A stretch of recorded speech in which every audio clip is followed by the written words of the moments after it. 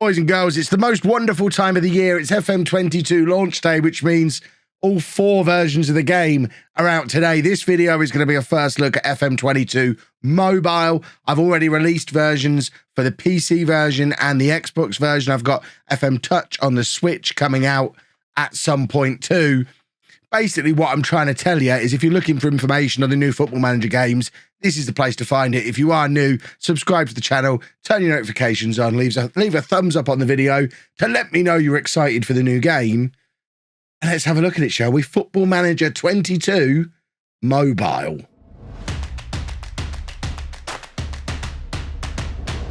And here we are, folks, in the new game. Just for full disclosure, so you know what I'm playing on and all that kind of stuff. This is on an iPhone, a dirty iPhone 12 Pro Max. So not quite the newest, snazziest iPhone you can get, but suitably new and snazzy to be able to play the version of the game that has the enhanced features. So we have got the enhanced features for this turned on. If you're on an older phone, you might not get the exact same experience I'm getting in this version. But the game is here. Let's play it, shall we? I've just had a quick glance through to see what the new features for FM22 Mobile are, according to the Football Manager website. And the things we're looking out for is we have the option to now add up to 5 leagues at once, which I think is up from 3 on previous versions. There's been an overhaul to scouting in the game, so we'll have a look to see how scouting is now different. Apparently, some stuff such as scouting assignments and bits and bobs like that have been imported in from the main game, which is very cool. There's been a revamp to the transfer experience and the transfer AI, which is long overdue. Those of you who've played FM Mobile before. The medical center is now in FM Mobile, which has been in the main game for a year or 2, but now makes its debut in mobile. Media is becoming more and more a part of the game as it is in the main game. And also, they've got new faces and redesigned graphic-y bits throughout the game as well. So lots of new to be having a look at. So let's just get into a new game, shall we? As ever, we've got the usual options for the game. We can do a career, we can do challenge. It's got all of the usual challenges in there. Usually some of these are hidden behind a paywall. So some of these, I say hidden behind a paywall, you can pay to unlock them immediately from the start. I think they're usually unlockable within the game as well for achieving certain things. So if you want to do the dangers of capitalism, you can either pay 99p or you can wait to unlock it in game. I can't remember exactly how you unlock it. Or you can do a creator club. I'm just going to go back and have a look in the store just to see what we can get from the store. So in addition to being able to unlock the challenges, it's got the usual stuff in there as well. You can pay $7.99 for a rich benefactor. You can make yourself unsackable. There's all sorts of stuff you can do in there. And for $14.99, you can unlock absolutely everything. $7.99, you've got the editor as well, which means you can edit the game as you're playing. Has the editor been on this before? I don't know that I've seen an editor on FM Mobile before. I don't pay for any of that stuff. To be honest, unless you really, really want it, I probably would recommend you don't pay for it either. But this is the nature of mobile games, isn't it? Often there's lots of microtransactions hidden within them. It's the way that I'm really making myself seem even older than I am, aren't I? With a rant about the way games are going. Let's add a couple of leagues on here so we can do 5. So let's add 5. Why not? If we hit next, it's going to get the new game set up for me. That was remarkably fast. As ever in my first FM Mobile game, I always choose the team I support, Peterborough United, because I like to see how they're set up in mobile. We certainly don't want to use fake players. We do want attribute masking. I like a bit of attribute masking. And then it's got the unlockables that we haven't yet unlocked, so we can't have any of those unlockables on the game. I'll just pop my details in.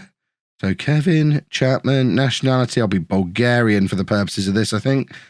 Just because I couldn't see England. England is right there. But I'm Bulgarian now. There's nothing they can do about it. I've hit confirm. Coaching style, general, coaching badge. It looks like you can't have coaching badges at the start without paying for them, which is interesting. I guess you unlock them as the game goes on. Just get the game set up so we can have a little look around. So we're going to want to find a player and do a transfer because we want to see how the new transfer system is looking. And also, of course, as ever in these first look videos, we want to have a look at the match engine as well. So we have a little bit of an explore around these screens to see what's new. The medical center. There we go. We have the medical center in there, which is showing me who's currently injured, who's at risk of being injured. We can also do the medical assessment stuff. So we can see Nathan Thompson is jaded and at risk of injury. I don't know that there's anything we can really do about it other than rest him from matches. It's not quite as in-depth as it is in the main game. I like the fact the rest of the screen's gone black and white when we've got the menu there on the left side of the screen. On the right side of the screen, that's pretty cool. But what we want to do is transfers. So scouting presumably is in here. So scout assignments. In fact, let's do a new scout assignment. We've got Sam Gochran, who we can send on a scouting assignment. I have no idea how this works. So we're just going to figure it out. It looks fairly self-explanatory. So we want, what do Peterborough need in real life? I know from my Twitch save that I've been playing with Peterborough, the big weakness in the squad at the start is in the fullback positions. So we'll take someone who can play fullback on either side. We like to use a wing back. We want someone who is reasonably young and is located in the UK and Ireland, or doesn't require a work permit. So we should actually take that off. Someone who doesn't need a work permit. We can hit confirm. And then they're going to go off and do those scout requirements. So they're nice and easy to set up, and that'll target the scouting in a little bit more than it has been previously, which is nice to see. If we have a look in the squad, this all looks fairly familiar from those of us who played the game last year. It's got the got all the tutorials and things built in as well, which you can either do or ignore. What? Oh, I was going to say, what is Clean Slate? Clean Slate is starting from nothing with your tactical style. That's interesting. This gives you a little bit more information than you get in the main game here. It's got that scale of proactive to reactive, depending on what the tactics are. So Clean Slate is dead in the middle, and you adjust that as you want. And then one notch up from that in the proactive direction is wing play. One notch down is route one. And then the further, like park the bus right at the bottom is the most reactive. Tiki-taka is the most proactive. I like it. We're going to do a wing play system, which we'll just set up with a 4-4-2, nice and easy. And then I'm pretty sure you can just quick pick this from here if you want to. Just, pick team. And then obviously you can shuffle it around. I mean, that hasn't done a very good job of that at all. Can we clear it? Then pick it, please, because that is not close to a team that I'd want to use. That is a little bit more like it. Excuse me while I have a sip of my tea. I am struggling a little bit with a sore throat, you can no doubt hear. But that is going to keep me going through the video, hopefully. Herbal tea is disgusting. There's not even any tea in it. That stuff is nasty. So we've now got something resembling a team. So if we just hit continue, and we're part trying to get into a match, but also just trying to see if anything comes up from those scout reports. You can see we've now started on the scout report. I suspect for the purposes of this video, we're not going to properly get into transfers and things just yet. We're not also not going to jump straight into this match. I just want to have a look around just to show you some more of these new screens. I think that's a new look screen compared to what we had previous years. Team report is still in there. I don't think anything has changed on any of these pages. I always like the trophy cabinet that you get on mobile. I think mobile in general is quite nicely set out. If you're looking for a pared down version of the game, I know a lot of people this year are a bit upset that FM Touch has gone away on everything other than Switch. But I think this is getting better and better all the time. I know it's not quite up to where FM Touch was, but if you've not tried FM Mobile for a few years, I think you would be pleasantly surprised by the experience that you now get in the game. Should we just try and sign somebody? Just randomly pick a player just to see how these transfers have... it says the transfer system's had a revamp. Have we got a short list? I want somebody realistic.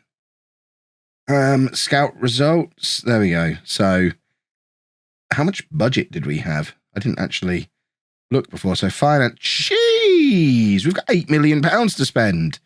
That's an awful lot more generous than the PC version. I might be doing an FM mobile save, my toilet save in my spare time.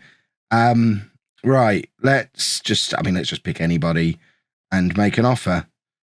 So it doesn't look like we've got much in the way of agent interaction in there like you have on the main game.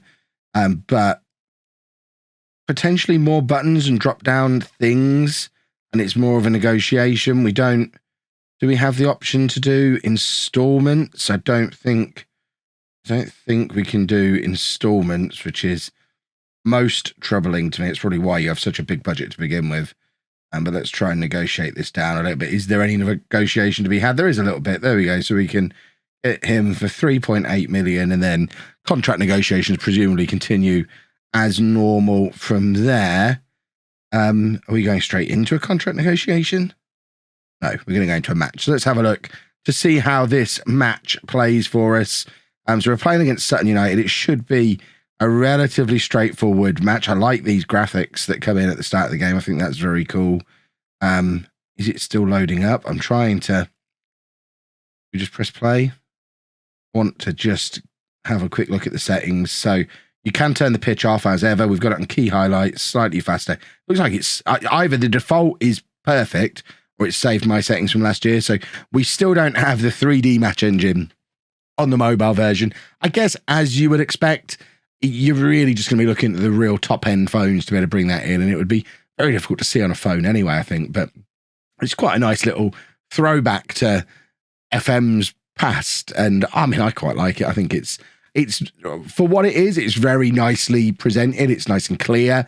It's a nice little interface. I mean, you could argue that for mobile, this probably looks better than trying to cram a 3D match engine into mobile would, because I think mobile would just look even more... I think 3D would look even more out of place in a mobile version of the game and would just look a little bit odd. I thought we'd scored a really weird goal there, but it had actually gone for a free kick. It's been a long time since I've watched a match in the 2D match engine.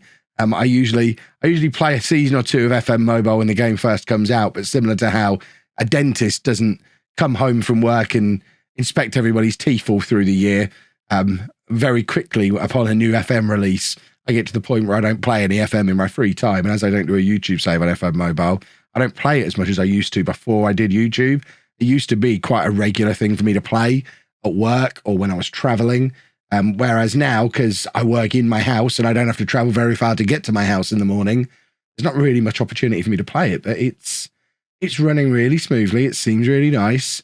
I could see myself, if I had to go and re-enter the normal world of having a normal job, I could certainly see myself sitting on a train, enjoying this quite a lot and maybe not missing FM Touch as much as I initially thought that I might. And obviously we do still have... Try not to punch the microphone. We do still have the option to play FM Touch on the Switch if you've got a Switch, or you can use the xCloud to play the xCloud version of the Xbox version on iPad still. So that's still there as an option also. Right, Jack Marriott's picked up an injury, so it's very realistic, very true to life. So Ricky J. Jones, how do we make a substitution? Do we just drag him onto the pitch? Yeah. See, it's intuitive and lovely. Yes, we're going to make a substitution. We're going to get back into the match. And I think we're probably going to wrap this video up from there. It is, like I say, because there's so many versions of the game all coming out on the same day, these are very much little first looks. We don't get too deep under the surface. If there is stuff you'd like to see on these videos, if you'd like to see me go a little bit deeper on a certain area of any of the versions of the game, let me know down in the comments. You know me, I'm always looking for more content. So if there's an opportunity to do something that enough people are interested in, then I'm always up for giving such a thing a look. But we will end that there for the mobile version of the game. Keep your eyes peeled on the channel for the Switch version still to come, and probably some more Xbox content. I'm interested in how xCloud is running on iPad as well, so I might try and get that up and running towards the end of the week, if enough of you are interested. But for now, we'll end it there. If you have enjoyed the video, please make sure you leave a nice big thumbs up on there for me. Subscribe to the channel for daily Football Manager videos. And thank you very much for watching.